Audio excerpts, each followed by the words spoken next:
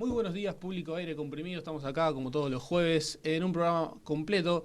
Y en esta ocasión, el anterior jueves, teníamos el caso de Robledo Puch, muy impactante, pero hoy, en otro contexto histórico también para la historia argentina, tiene que ver con la crisis del 2001. ¿Y qué llevó a eso? Vamos a hablar sobre cómo fue, qué llevó y las consecuencias. Por suerte, acá tengo a mi compañero Bautista Bruno. Te saludamos, Bautista, ¿cómo estás? Buen día para vos, Axel, y para todos los televidentes. Y sí, la verdad que la crisis del 2001 es una situación en nuestro país muy desencadenante en la historia que lleva a un impacto social y económico muy importante. Muy importante porque justamente en la crisis política y económica que estamos viviendo siempre se recuerda, y va a ser como el 2001, se va a ir como en helicóptero, pero para la audiencia más joven que tenemos, habría un pequeño síntesis de lo que fue aquella época, en aquellos años, ¿o no, Bautista? Exactamente, Axel, porque la crisis del 2001, también conocida como el famoso cacerolazo o el argentinazo, o reconocida mundialmente como el 2001, fue una crisis, como bien decíamos, política, social e institucional, potenciada por una revuelta popular, este levantamiento del pueblo, frente a lo que fue el famoso corralito, que inicia esta escalada de violencia social que se vivió el 19 de diciembre del 2001 en Argentina, ¿no? ¿Qué es el corralito? Para los más jóvenes, fue una disposición del gobierno que restringía la extracción de dinero de los bancos, por lo que la gente que tenía divisas o dinero depositado en los bancos no podía retenerlo y no podía acceder a su dinero para poder vivir. Justamente como mencionabas antes, para el público más joven, ¿alguna vez se preguntaron por qué se habla sobre la desconfianza de los bancos cuando hay una crisis de no depositar la plata, de la plata debajo del colchón, ese tipo de cosas? Bueno, justamente como está hablando nuestro compañero, surge del corralito del 2001, como bien decías, Bautista. Exactamente. Esta crisis social e institucional y política causa que el por entonces presidente Fernando de la Rúa tenga que renunciar y esto da Con la imagen icónica, ¿no? Yéndose en el exactamente con helicóptero. la mágica cayéndose en helicóptero de la Casa Rosada y esto da un inicio de descalabros y un marco de locura social, de inestabilidad política y lo que se crea es que 5 funcionarios ejercen el rol del Poder Ejecutivo Nacional en pocos meses. La verdad que genera que no haya confianza ni del lado político ni en los bancos, por ende lleva a lo que viene siendo un problema social inimaginable que gente más grande hasta hoy en día sigue diciendo que estamos por vivir un nuevo 2001 el año que viene. Fuertes declaraciones, Bautista. Esperemos que no llegara a eso nuevamente. Como bien mencionabas, el transitorio de los 5 presidentes, más adelante nuestro compañero Iván Monjes va a estar comentando en parte también las consecuencias que conllevó todo eso, las crisis tanto política, económica. También podríamos ver cómo el pueblo se reunía afuera de Casa Rosada, ¿o no, Bautista? Tirando piedra, lo que vos decías también del cacerolazo. Exactamente, y es que es una mancha en la historia argentina también desde el lado de la policía que asesinó a 39 personas en lo que fueron las movilizaciones, no solamente en Buenos Aires y afectó a la Casa Rosada, sino alrededor del país. Estas muertes son 11 en la provincia de Buenos Aires, 10 en Santa Fe, de las cuales 8 son de Rosario, 7 en Capital Federal, 3 en Entre Ríos y Córdoba, 2 en Corrientes y una en Tucumán y en Río Negro. Recordemos que la crisis del 2001 en su gran mayoría afectó a la clase baja y media, que eran las que ponían su dinero y sus divisas dentro de los bancos, por lo que en la actualidad se tiene, como bien vos decías, una cierta desconfianza a poner la plata en el banco. Más que nada la corrida se ocasiona debido a esta desconfianza que hay de las personas hacia los bancos y de los problemas políticos que puede llegar a haber en la economía. Por eso es que se produce esta famosa corrida bancaria, porque la gente va desesperada a los bancos a sacar todo su dinero, entonces el banco no cuenta con dinero para sus transacciones. Como bien mencionabas, Bautista, esta desconfianza y lo que hablabas sobre el corralito, después nuestros compañeros seguramente lo van a mencionar, pero si no me equivoco, Bautista, en Argentina el argentino es quien tiene más plata fuera del país, donde más tiene los dólares depositados fuera del país que en el propio, justamente en la propia Argentina. Eso tiene que hablar mucho sobre la desconfianza que hablabas de los bancos. Exactamente, Axel, y es que la mayoría de las divisas en dólares que poseemos los argentinos lo preferimos invertir afuera, más que nada porque se sabe muy bien en Argentina que escasean los dólares y se llevan para otros lados con el fin de tener una retribución en dinero el día de mañana un poco más importante. Bueno, y también hablando de esto del dinero afuera, de los dólares afuera, vos sabés que hace unos días en la gira que tuvo Sergio Massa por Estados Unidos, hizo un acuerdo en la que estaba hablando con el gobierno de Estados Unidos para que le pase información sobre los argentinos que tienen depositadas los dineros en los bancos de afuera. Tiene que ver mucho también con esto de la recaudación que está buscando el flamante ministro, como lo llama nuestro compañero Gonzalo Laborencena, Sergio Massa, con esto de recaudar dinero para el país y lo que tiene que ver con el dinero justamente afuera que mencionábamos recién. Es un dato, me parece, también interesante para mencionar. Bueno, vamos a seguir también con lo que tiene que ver con el contexto. Ustedes se deben preguntar también, ¿por qué llegamos a este punto? Y aún así, ¿el pueblo estaba de acuerdo? Porque lo que mencionábamos recién con el tema del corralito y la convertibilidad, como estaba mencionando el compañero Bautista, tiene un contexto previo, que tiene que ver con el segundo gobierno o el primer mandato de Carlos Saúl Menem. Afortunadamente tenemos acá a nuestro experto en economía que nos puede explicar todas estas cosas, que siempre me encanta poder saludarlo. ¿Cómo estás, Gonzalo? Te saludamos. Hola Axel, sí, tal cual como vos decís, tiene todo un contexto previo de 10 años, podríamos decir, que es donde inicia el plan de convertibilidad. Exactamente, y también tiene, pues seguramente lo vas a mencionar, a Cavallo también como cabeza de la idea que impulsaba también Menem en su presidencia. Exactamente, un Cavallo que planteó este plan, digamos, que en un objetivo principal, como era resolver la cuestión inflacionaria, que era, estamos hablando de más del 2000%, hoy nos escandalizamos lógicamente con una inflación del 100% anual, bueno, imagínate Axel en ese momento un 2000% que se logró bajar en un solo año, perdón, del 1400% al 25%, es decir que en un principio cumplió su objetivo, pero tiene una causa origen que es fijar justamente el valor del peso, que es lo que vamos a tratar de explicar ahora. Como bien mencionabas, tiene que ver también con la previa de esa idea que era justamente la toma del país, que tiene que ver con el gobierno de Alfonsín, en donde hubo bastantes saqueos, el país se iba disparado por las nubes con la inflación, y llegó esta idea que el pueblo en principio la había tomado como la convertibilidad.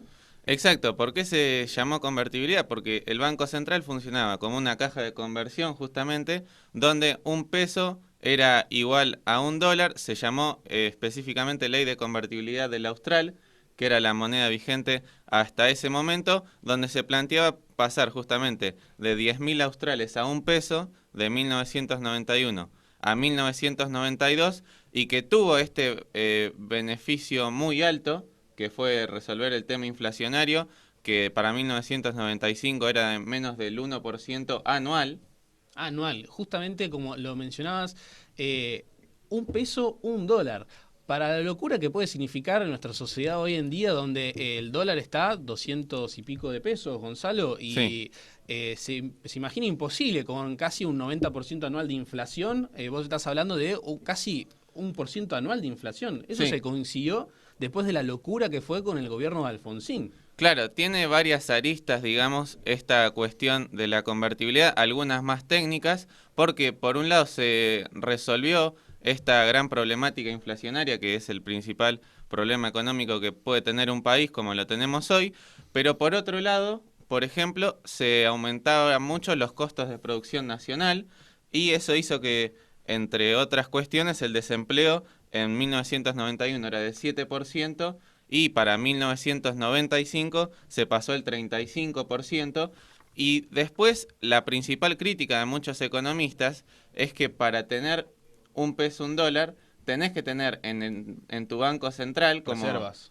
Exacto, reservas que justifiquen esa cantidad de pesos que circulan en la economía, que tiene que ser igual en cantidad, una cuestión matemática, a los dólares, cuestión que no pasó, y que a esto se le sumó un contexto internacional para fines de los 90 que hizo explotar justamente esta crisis, sumado a otros factores muy importantes que se puede decir que son un denominador común en las crisis argentinas, como son el gasto público, el déficit fiscal y la falta de dólares en el Banco Central.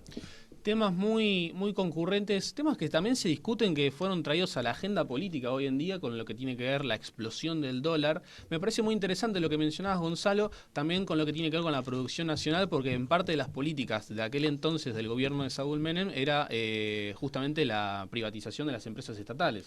Claro, bueno, esa parte digamos que fue positiva en lo que tiene que ver con el gasto público, porque empresas públicas deficitarias como tenemos hoy, YPF o aerolíneas, hicieron que dejen de ir a pérdida y eso representó una baja considerable del gasto para el Ejecutivo Nacional, por así decirlo, pero cuando uno ve los números macro, digamos, en lo que es 1991-2001, observa que el gasto público en realidad aumentó considerablemente.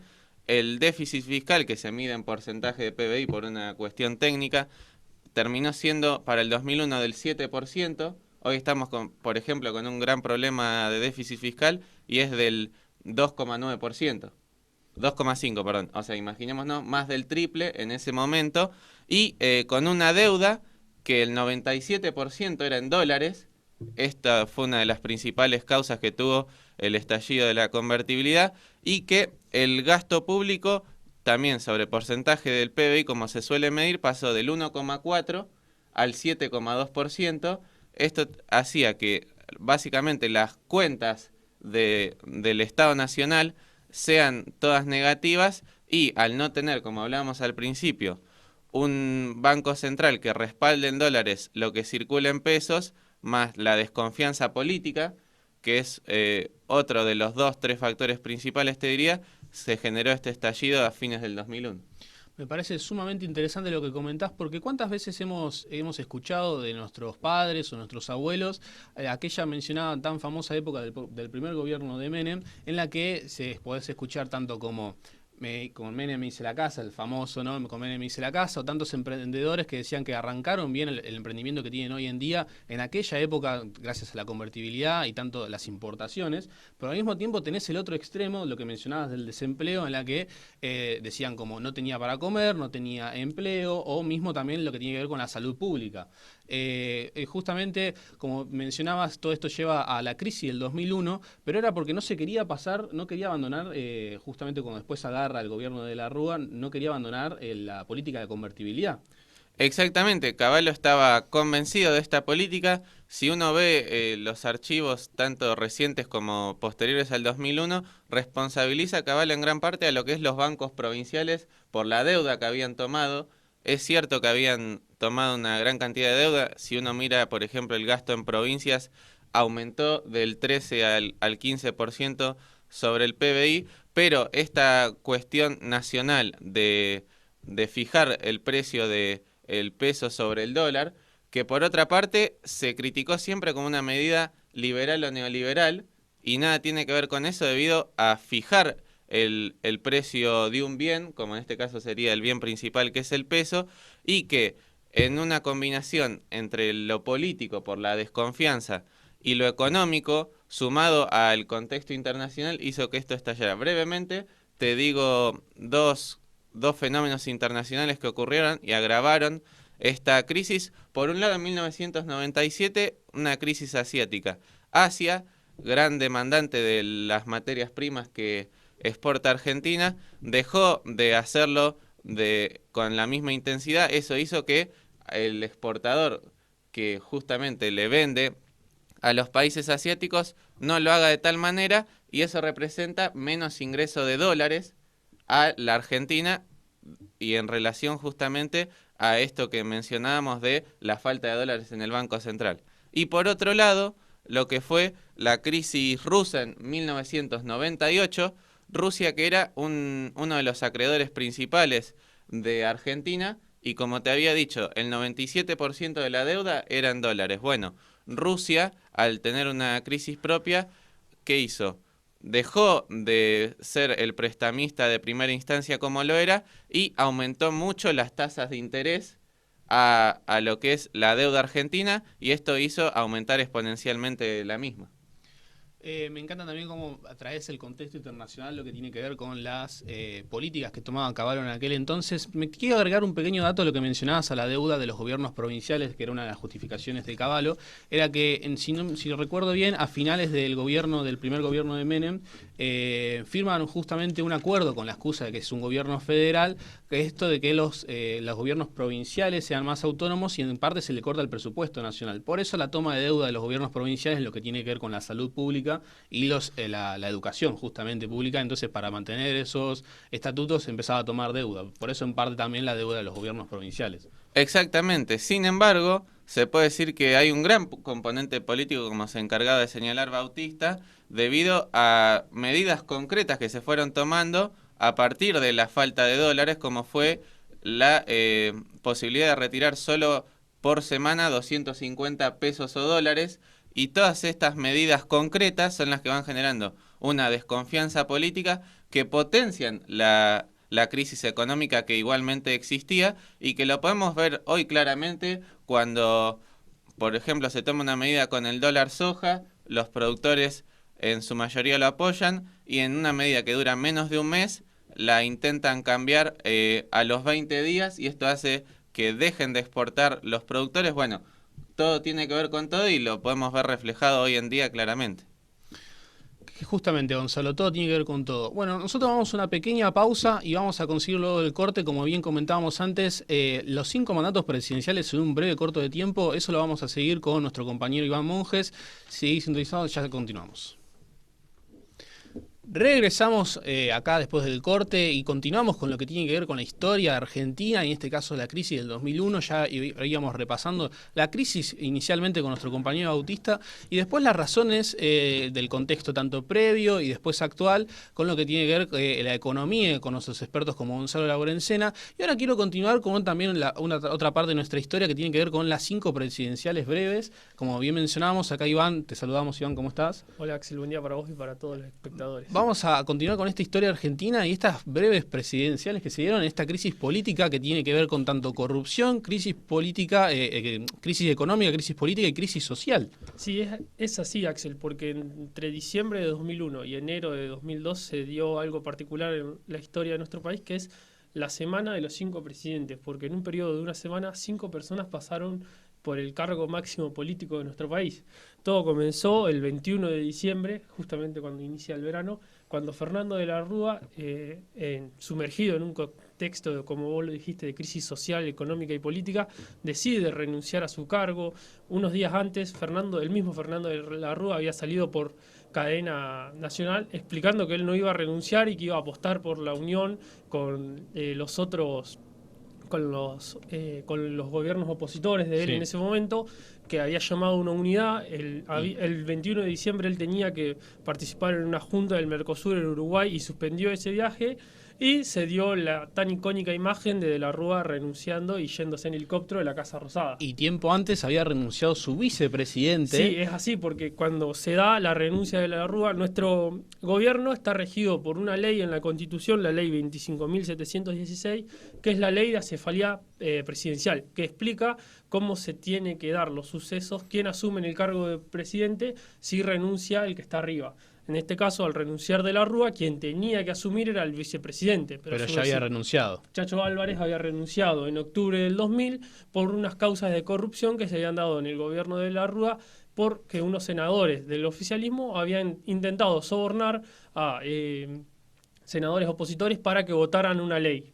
Entonces, en ese contexto, Chacho Álvarez renuncia, y bueno, al renunciar de la Rúa en el 2001, quien asume como presidente es el presidente provisional del Senado, que era Federico Ramón Puerta.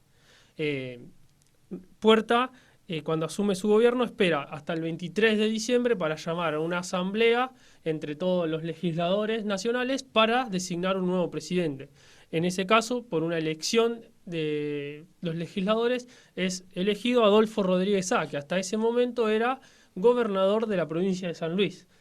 Rodríguez Sá está 7 días en el cargo. Hasta el 30 de diciembre él había prometido que iba a crear una nueva moneda que era llamado el argentino, que iba a cancelar la deuda.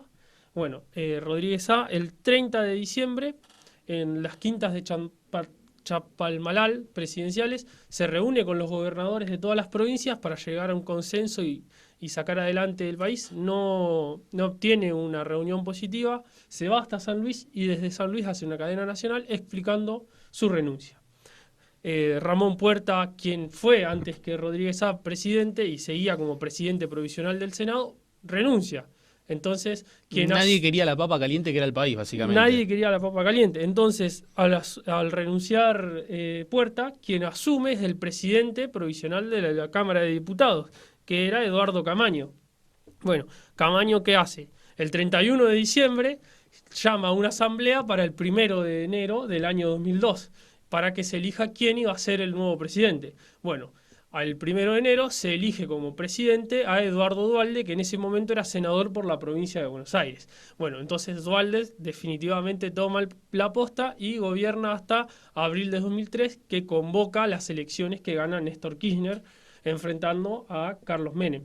Recordemos que Duhalde en su mandato como presidente cambia la ley de acefalía presidencial y permite que cuando se den las elecciones, el ganador de las próximas elecciones asume el mismo día que gana y no tenga que esperar que se termine el periodo de él porque Duhalde no quería seguir gobernando. Cosa de que nadie cambie de opinión tampoco, ¿o no? Sí, esta no es la primera vez que pasaba en nuestro país, sí era la primera vez que pasaba legalmente, porque en 1962 Arturo Frondizi gobernaba nuestro país, fue derrocado por la Junta Militar y los militares no decidían a quién poner al mando en el gobierno. Y como los militares tardaron tanto, la Corte Suprema de Justicia decidió que asuma José María Guido como presidente de la Nación, que él era presidente de la Cámara de Senadores. Por otra parte, otro caso que se dio particular es el 13 de julio de 1973, cuando Héctor Cámpora había ganado las elecciones de nuestro país y asumido como presidente, renuncia a él, renuncia a su vicepresidente, Solano Lima, renuncia al presidente provisional de la Cámara de Senadores, Alejandro Díaz Vialet, y quien asume es Paul Lastra, y llama elecciones rápidamente para que después de esas elecciones gane la fórmula Perón-Perón y vuelva Perón a la presidencia. Este fue uno de los momentos que la ley de acefalía fue más criticada porque todos dijeron que fue un movimiento para que Perón vuelva al poder. Este contexto histórico, Iván, ¿vos pensás que podríamos llegar a otra crisis de este estilo o ya estamos más acomodados en lo que tiene que ver con la democracia? Porque en ese momento se pensaba como que venía con el gobierno de Menem, había dejado de parte lo de la junta militar, justamente el juicio a las juntas, había una crisis ahí social donde se dejaba de lado, habían pensado, ¿qué estamos haciendo con esto de la junta? No estamos teniendo la memoria justamente de nuestra democracia. Ahora después tuvimos el cambio de estas 5 presidenciales. En un momento Duhalde hace muy poco tiempo había dicho que había que hacer un golpe de Estado. ¿Se debe cuidar la democracia o no? Sí, Axel, pero creo que en la situación actual que vive nuestro país, no creo que volvamos a ver esta ley llevada a cabo. No creo que renuncie un presidente. También hay que ver más que nada la presencia o las ganas que tenga un presidente ante un contexto de crisis de seguir adelante de su cargo o renunciar. Por el momento no creo que ninguna persona que asuma como no presidente... vamos a ver a Alberto Fernández yéndose en helicóptero, básicamente. No creo que Alberto renuncie.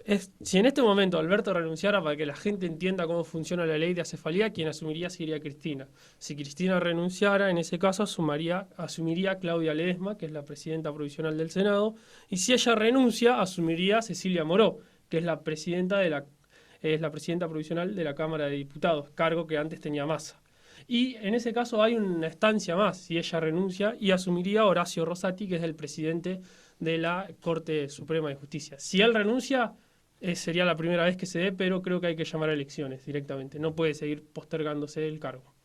Por si las dudas, nuestro contexto ya nos preparó en esto que me había comentado justamente la frase que me quedó de Gonzalo, nuestro compañero, es que esto que tiene que ver todo tiene que ver con todo, y en nuestra historia justamente el pasado está para que no se vuelva a repetir, para eso tenemos la historia.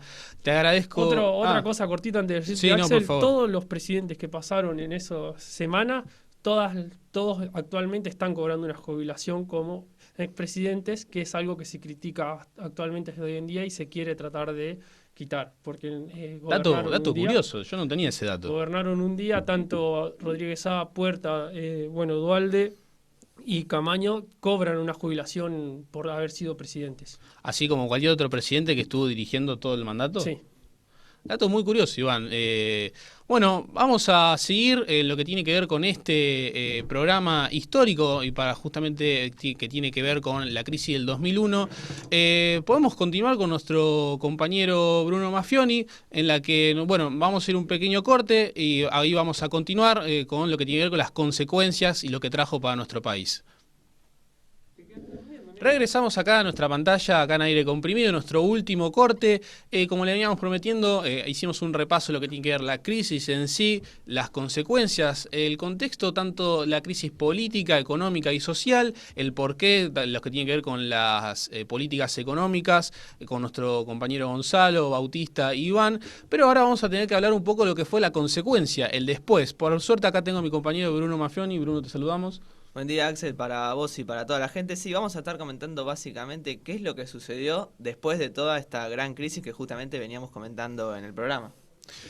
Justamente acá, Bruno, bueno, vamos a mencionar la locura de presidentes, de la crisis política envuelta también en corrupción, nadie quería tomar el país. ¿Cómo se siguió después de eso, Bruno? Bueno, bien, como decía Iván, Duhalde agarra la presidencia en ese momento y va a ser quien termine como presidente interino, digamos, el mandato que le correspondía a De la Rúa, que sería hasta el 2003.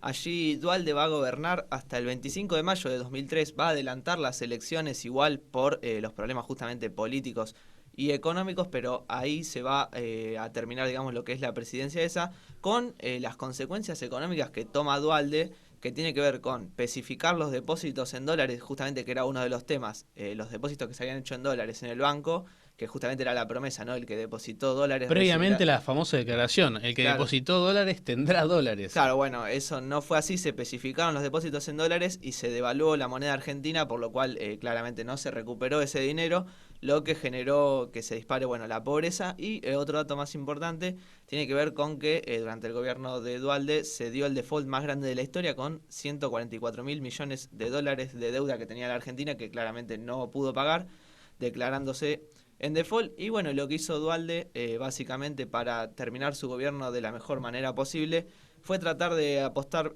por los productos nacionales, subir las retenciones al campo para poder conseguir también esos dólares. Y bueno, y ahí es donde más o menos se equilibran un poco las cosas para ya salir de este gobierno, ¿no? Si haces un paralelo, ¿no?, con lo que es hoy en día, no tiene nada que ver la crisis de ahí entonces, pero como mencionabas recién al campo, en lo que vos decías de presionar un poco para tener algo de retenciones, bueno, hoy en día podemos ver también con el dólar soja, por ejemplo, claro, que ahora buscaron justamente obtener ese dinero. Bueno, un poco también podemos hacer ese paralelo, ¿no? Sí, lo que hizo Duhalde básicamente fue tratar de apostar en terminar ese gobierno, llegar hasta el 2003, convocar las elecciones que igual se tuvieron que adelantar, y también una consecuencia social muy grave, digamos, que quedó, tiene que ver con el crecimiento de las manifestaciones y de estos grupos piqueteros que se da, que tiene que ver con un crecimiento y también un empoderamiento de esta masa social, que es una de las consecuencias quizá más importantes y más recordadas pese a lo económico del 2001, tiene que ver con cómo la gente salió a la calle con la consigna del que se vayan todos, una consigna que quizá se repite hoy en día no a ese nivel, pero se puede dar como uno de los grandes hitos de la historia argentina, que tiene que ver con la gente manifestándose en la calle. Tantos cacerolazos como se pueden ver, seguramente lo vamos a tener ahí en video, toda la gente marchando en las calles con sus cacerolas, hartos justamente como vos mencionabas sobre la crisis política. ¿Cómo se sigue después de eso? Y después de eso básicamente lo que tiene que ver es que se convocan las elecciones adelantadas para el 25 de mayo de 2003, como bien decía Iván. Néstor Kirchner va a ser quien gane la presidencia. Ni más ni menos a Menem. A Menem, que cuando debía ir a disputar el balotaje se termina bajando de esa segunda vuelta, alegando que estaba cansado del gobierno. Entonces Néstor Kirchner queda como presidente sin mucho apoyo popular, porque claramente no había ganado por mayoría esas elecciones. Y bueno, ahí es donde se da el gobierno de Néstor Kirchner. Tampoco hubo mucha presencia para ir a votar. La gente también se podía ver en los números que estaba harta. Y esto que vos mencionabas de que Menem no se había presentado, tiene que ver también, me parece, con que no quería, en su propio ego, no quería verse golpeado en esto de no querer perder en un posible balotaje, claro, parece, ¿no? Bueno, esa es nunca se supieron bien las razones. Menem hace poco había declarado que era porque estaba muy cansado y que no quería de vuelta afrontar otra presidencia, pero bueno, Néstor Kirchner aprovechó bien ese momento, pudo ganar las elecciones y bueno, de ahí en más se instaló, digamos, él y de luego su esposa Cristina Fernández de Kirchner por 12 años más, con Néstor Kirchner como característica económica, quizá un mejoramiento económico, porque como se suele decir, de las crisis, digamos, siempre es más fácil salir, se suele decir, que entrar, porque lógicamente no tenés más para abajo para dónde ir, entonces siempre luego de la crisis puede venir un rebote económico. Bueno, eso lo aprovechó Néstor Kirchner, y bueno, y ahí es básicamente cómo se sale de la crisis del 2001. Con el boom de la soja, entre tantas cosas, como bien mencionabas antes, del campo. Algo más para completar lo que tiene que ver con esto del 2003. Creo que también, antes, como había comentado nuestro compañero Gonzalo, del contexto internacional. Yo creo que justamente se podía haber salido quizás en América Latina esto de las políticas liberales y por ahí se apuntó a unas políticas más centralizadas, más en lo nacional, ¿o no? Claro, bueno, tiene que ver con América Latina lo que sucedió también en diferentes países durante la década del 2000 y más también en 2010 con gobiernos como en Brasil con Lula, en Venezuela con Chávez, que se empiezan a dar estos gobiernos sociales, se podría decir, que también sucedió en la Argentina como, se puede decir, una consecuencia lógica de lo que fue la década de los 90. Perfecto, Bruno, muy completo como siempre. Bueno, acá tenemos el programa, ¿no?, del día de hoy, con el que tiene que ver la historia y la crisis del 2001. Yo creo que justamente para cerrar, para no repetir el pasado, se tiene que ver la historia, me parece, Bruno. Y creo que estos programas sirven justamente para nuestra audiencia más joven y también para recordar a aquellos que vivieron esa época. Nosotros vamos a cerrar el programa por hoy. Para Mar del Plata justamente tenemos un día soleado, 11 grados quizás, por la tarde va a haber lluvias, pero una probabilidad del 30% apenas, pero esperemos que para lo que tiene que ver ya con el comienzo de nuestra primavera, para el fin de semana tengamos un sol, se esperan unos 15 grados, al menos soleados, pero bueno, este fue el programa de hoy, nosotros nos despedimos, sigan nuestras redes sociales, Aire Comprimido, tanto en Instagram, Twitter y Facebook, también en nuestro canal de YouTube, por supuesto. Esto fue el programa por hoy, los saludamos, gracias por el espacio.